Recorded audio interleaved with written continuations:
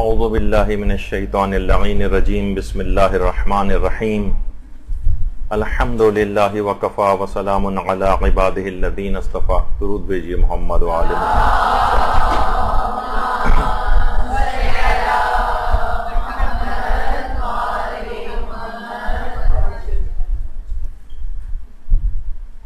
ظاہر ہے کہ اب علم دین کے لیے آپ کو قدم آگے سے آگے ہی بڑھاتے چلے جانا ہے، اور کیونکہ علم کے ساتھ ساتھ عمل بھی کرنا ہے، عبادات بھی انجام دینا ہے، روزمرہ کی زندگی میں قدم قدم پر حکم خدا معلوم کرنا ہے اور حکم خدا کے مطابق ہی عمل کرنا ہے، تو اس کے لیے ضروری ہے کہ انسان کا علم اور آگہی مسلسل بڑھے، تاکہ اسے پتہ چلے کہ میں جو عمل کر رہا ہوں پروردگار عالم کے لیے وہ صحیح کر بھی رہا ہوں یا نہیں. جب بھی روایات میں یہ بات بیان ہوئی اور ہمارے چھٹے امام جعفر صادق علیہ الصلوۃ والسلام فرماتے ہیں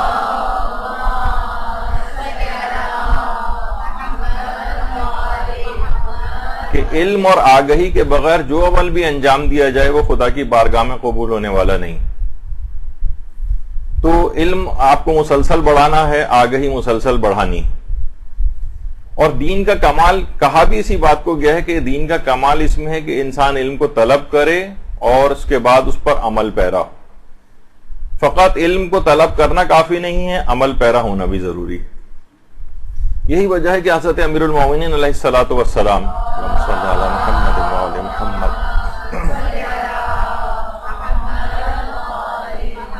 فرماتے ہیں کہ میں ایسے معاشرے کی اللہ سے شکایت کرتا ہوں جو جہالت کے عالم میں زندہ رہتا ہے اور پھر گمراہی کے عالم میں ہی مر جاتا ہے.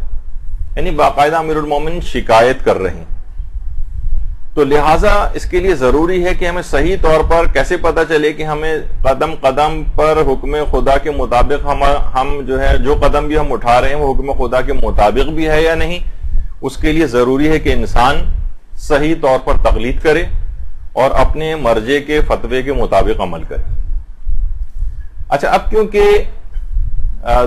موجودہ جو سامنے ہمارے جو ہے طالبات بیٹھی ہوئی ہیں اس میں نئی بھی ہیں طالبات، پرانی طالبات بھی ہیں، تو کوشش کریں گے کہ اس طرح سے مسائل کو بیان کریں کہ دونوں کے لیے باتیں اس میں آ جائیں. تو صحیح طور پر تقلید کرنا ہے.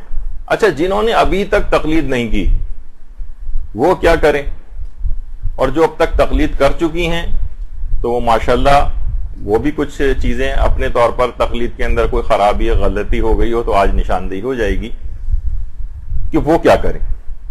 دیکھیے، تقلید کے سلسلے میں مومنین کے تین گروہ ہیں.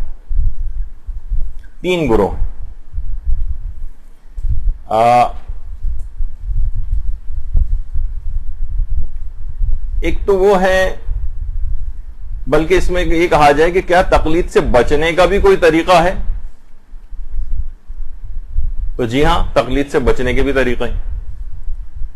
بہت سے لوگ آج کل بہت زیادہ تقلید سے الرجک ہو گئے ہیں کہ ہم تقلید نہیں کریں گے، ہم کسی کی بات کیوں مانیں، ہم خود ہی دین کا علم حاصل کر سکتے ہیں. اسلام نے پڑھنے لکھنے پر کتنا زیادہ زور دیا ہے.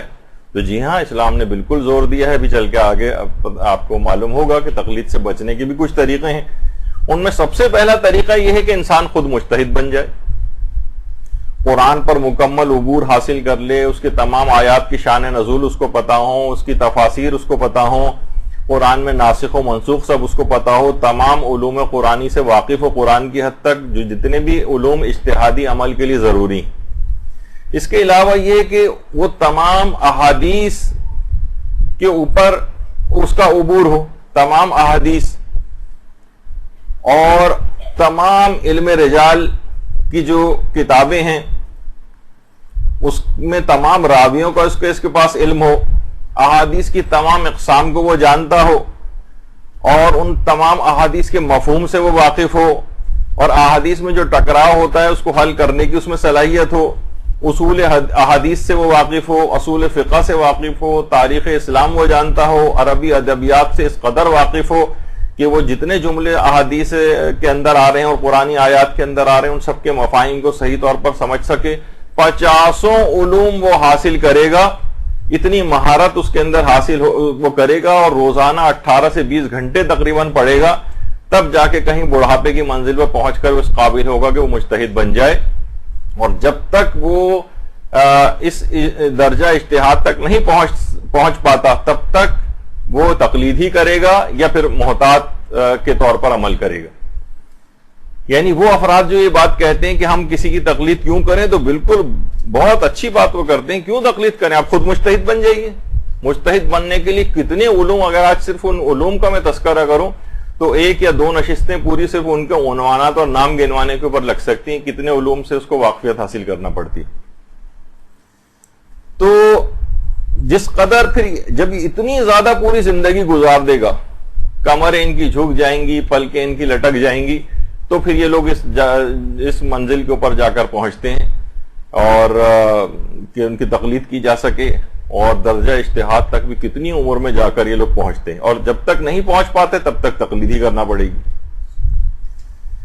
تو یہ تمام علوم یعنی اتنی زیادہ مہارت کہ حکم خدا آپ کو صحیح طور پر معلوم کرنا ہے کہ وہ قیامت کے دن آپ کو جواب دینا ہے کہ آپ نے مرضی پروردگار کے مطابق زندگی گزاری یا نہیں گزاری. آپ کا جواب کیا ہوگا؟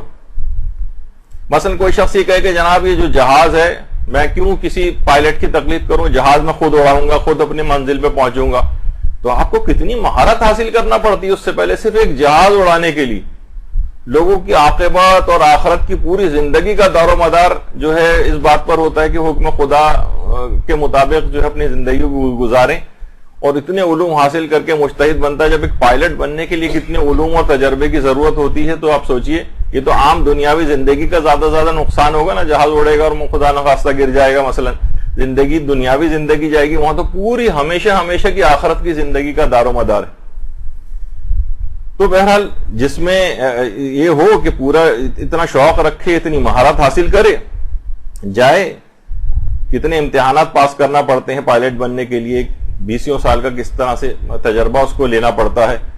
اب یہ بہت سارے لوگ جو اس طرح کی کہنے لگے کہ ہم لوگ تقلید کی ہمیں ضرورت نہیں ہے، تو یہی کہا جائے گا نا کہ جس طرح وہ کون سا ہے کہ انوکھا لاڈلا کھیلن کو مانگے چاند، وہ والا ان لوگوں کا معاملہ ہو جاتا ہے کہ یہ یعنی چاند کھیلنے کو مانگ رہے ہیں کہ اجتہادی عمل ہم خود گھر بیٹھے بڑے آرام سے انجام دے سکتے ہیں.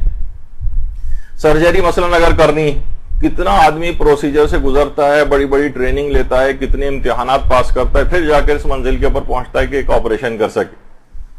تو ہر چیز کے لیے ایک مہارت چاہیے. اجتہاد کہتے ہیں اس بات کو کہ حکم خدا کے مقرر کردہ دلیلوں سے حکم خدا کو حاصل کرنا. اس میں قرآن ہے، سنت ہے، اجماع ہے، عقل ہے، کتنے سب چیزیں. تو پہلا تو طریقہ یہ ہوگا کہ آپ خود مجتہد بن جائیے، شوق آپ پورا اپنا کر لیں. لیکن جب تک مجتہد نہیں بنتے تب تک کیا کریں گے، کیسے اپنی زندگی کو کیسے گزاریں گے. تو ایک تو طریقہ یہ ہو گیا. دوسرا طریقہ یہ ہے کہ محتاط بن جائیے، احتیاط سے کام لیں، آپ کو تقلید سے بچ جائیں گی. دینی مسائل میں اس طرح سے عمل کریں کہ آپ کو اپنی پوری ذمہ داری ادا ہونے کا یقین ہو جائے کہ میں قیامت کے دن بارگاہ پروردگار کے اندر میں بری الذمہ ہو جاؤں گا یا ہو جاؤں گی، میں نے اس طرح سے عمل کیا. اب مثلا کسی کو یہ شک ہو کہ پتہ نہیں اذان دینا واجب ہے یا اذان دینا مستحب ہے. اب جو محتاط شخص ہوگا اسے ہر نماز کے لیے اذان دینی ضروری ہوگی، کیونکہ اسے محتاط زندگی گزارنا ہے، تقلید کرتا نہیں ہے وہ. اب اسے سمجھ میں نہیں آ رہا کہ اذان دینا مستحب ہے یا واجب ہے، اس کو واجب سمجھ کے عمل کرنا پڑے گا تاکہ کم سے کم قیامت میں پوچھا جائے تو وہ کم سے کم یہ کہہ سکے کہ ہاں میں نے اذان دی تھی. کون سے رشتہ داروں سے صلہ رحمی واجب ہے، کون سو سے واجب نہیں ہے. مثلا دور پرے کے رشتہ دار ہوتے ہیں، بہت سے نسبی رشتہ دار نہیں ہوتے، سببی رشتہ دار ہوتے ہیں، سسرالی رشتہ دار ہوتے ہیں. کتنے ایسے رشتہ دار ہیں. اب اسے یہ تو پتا ہے کہ صلہ رحمی کرنا جو ہے واجب ہے، لیکن یہ فلاں رشتہ دار بھی اس میں شامل ہیں، یعنی اب سب سے صلہ رحمی کرنا واجب رہے گی محتاط شخص کے لیے مثلا، کیونکہ اسے تو پتا نہیں ہے نا. وہ تو صرف ایک احتیاط کرنا اپنے طور پر کوئی شخص محتاط ہونا چاہے. اب مثلا کسی شخص کو یہ سمجھ میں نہیں آ رہا ہے کہ عید غدیر کے دن مثلا غسل کرنا مستحب ہے یا واجب ہے، غسل جمعہ مستحب ہے یا واجب ہے، عید مباہلہ کا غسل مثلا مستحب ہے یا واجب ہے. تو ان تمام جگہوں پر اس کے لیے ضروری قرار پائے گا محتاط کے لیے کہ وہ ان تمام دنوں کے اندر مثلا جو ہے وہ غسل کو لازمی کرے، کیونکہ ہو سکتا ہے. تو احتیاط محتاط ہونا خود بہت مشکل ترین کام. یعنی وہ تمام مستحب روزے جو اسلام نے بتایا مجتہد، کیونکہ روایت میں تو بس یہ آتا ہے کہ اس دن روزہ رکھو. اب روزہ رکھو سے کیا امام کی مراد ہے؟ کیا واجب قرار دے رہے ہیں یا مستحب قرار دے رہے ہیں، تاکید کر رہے ہیں، کیا ہے؟ یہ تو اجتہادی عمل سے پتہ چلتا ہے نا. محتاط شخص تو پھر اس کو یہ کرنا پڑے گا کہ اس میں وہ تمام جو جہاں واجب اور مستحب کا اس کو شک ہو، اس میں لازمی اس کے اوپر اس کے مطابق عمل کرے. یعنی اور اس کو ہر وہ کام چھوڑ دینا ہوگا محتاط کو. دیکھیے میں یہ آپ کو ایک کیونکہ نئی کلاس ہے، بہت سی چیزیں کانسیپٹ کلیئر کرنے. ہر وہ کام چھوڑ دینا محتاط کے لیے ضروری ہوگا کہ جس کے متعلق امکان پایا جاتا ہو کہ شاید یہ حرام ہے. ہر وہ اس مکروہ کام کو بھی اس کو چھوڑ دینا ہوگا. اچھا مثلا اسے اور زندگی اس کی کتنی مشکل ہوگی ابھی آپ دیکھیے. مثلا کراچی سے 5-10 میل دور باہر نکل گیا اگر کوئی شخص، اب اجتہاد کرنے والا شخص اپنے اجتہاد پر عمل کرے گا، جو بھی اس نے نتیجہ نکالا ہوگا کہ مجھے نماز قصر پڑھنی ہے، پوری پڑھنی ہے. تقلید کرنے والا اپنے مرض تقلید کے فتوے کے مطابق عمل کرے گا کہ وہ کیا کہتا ہے. محتاط شخص جو ہے، جو نہ مجتہد ہے اور نہ تقلید کرتا ہے اور احتیاط کرتا ہے، اس کو نماز پوری بھی پڑھنی پڑے گی اور قصر بھی پڑھنی پڑے گی. یعنی ہر نماز کو 2 دفعہ پڑھنا پڑے گا، 1 دفعہ قصر، 1 دفعہ پوری. کتنے ایسے مسائل ہوتے ہیں کہ سفر میں انسان کو سمجھ میں نہیں آتا کہ میرا وظیفہ شرعی جو ہے وہ روزہ قصر کرنا ہے یا روزہ رکھنا ہے. سفر میں بھی بہت سارے ایسے مسئلے ہوتے ہیں، سفر کے اندر بہت سارے ایسے مسئلے ہوتے ہیں، اس کو سمجھ نہیں آ رہا کہ میں کثیر السفر ہوں یا نہیں. کثیر السفر کا اگر آیت اللہ سیستانی کے فتاوی آپ دیکھیں تو آپ حقیقتاً بالکل انسان چکرا کر رہ جاتا ہے کہ اتنے دقیق اس میں مسائل پیش آ جاتے ہیں کہ کتنے سفر کو ہم کہیں گے کہ یہ شخص کثیر السفر ہے، اب اس کو روزہ رکھنا ہی ہے سفر میں. تو یہ بڑا ٹیکنیکل مسئلہ ہے. اب کیا کرے گا احتیاط کرنے والا؟ مثلا وہ روزہ قصر بھی کرے گا اور بعد رمضان روزہ رکھے گا بھی اور بعد رمضان مثلا اس کی قضا بھی کرے گا. تو اس طرح کے بہت سارے مسائل ہوتے ہیں. حج کے بے شمار مسئلے. مثلا آپ کو پتا ہے کہ مردوں کے لیے اگر ان کا پہلا حج ہے تو ان کے لیے بہت سے علماء احتیاط واجب کی بنا پر ضروری خیال کرتے ہیں، بہت سے فتوے کی بنا پر ضروری خیال کرتے ہیں کہ ان کو گنجا ہی ہونا ہے مردوں کو. عورتوں کے لیے تو یہ والا مسئلہ نہیں ہے مردوں کے لحاظ سے. اور کچھ علماء کہتے ہیں کہ نہیں، پہلے حج میں بھی جو ہے اس کو اختیار ہے کہ چاہے تو وہ حلق کروائے یعنی گنجا ہو جائے، یا مثلا تقصیر کروائے، تھوڑے سے بال کاٹ لے. اب جو محتاط شخص ہے اس کو کیا کرنا پڑے گا؟ یعنی خود ایک ہر چیز کے اندر 2-2 3-3 پہلو آ جاتے ہیں. محتاط شخص کے لیے کبھی کبھی احتیاط کرنا ناممکن بھی ہو جاتا ہے. یعنی محتاط شخص کو اس طرح سے عمل کرنا ہے کہ اس زمانے میں جتنے مجتہدین پائے جاتے ہیں اس میں کسی ایک کے فتوے کی بھی خلاف ورزی نہ ہو. کتنا مشکل کام ہے یہ. تو اب دیکھیے خدا کا لاکھ لاکھ شکر ہمیں مجتہدین کا ادا کرنا چاہیے کہ حکم خدا کو یہ مجتہدین ساری عمریں لگا کر ہمارے لیے ایک توضیح المسائل، ورنہ ہمیں اپنے تمام کام چھوڑ کر صرف اور صرف انہی مسائل کے اندر لگے رہنا پڑتا. نہ کاروبار کوئی شخص کر سکتا تھا، نہ کوئی شخص مثلا جاب کر سکتا تھا، نہ اس کو گھر والوں کو دینے کا کوئی ٹائم ہوتا.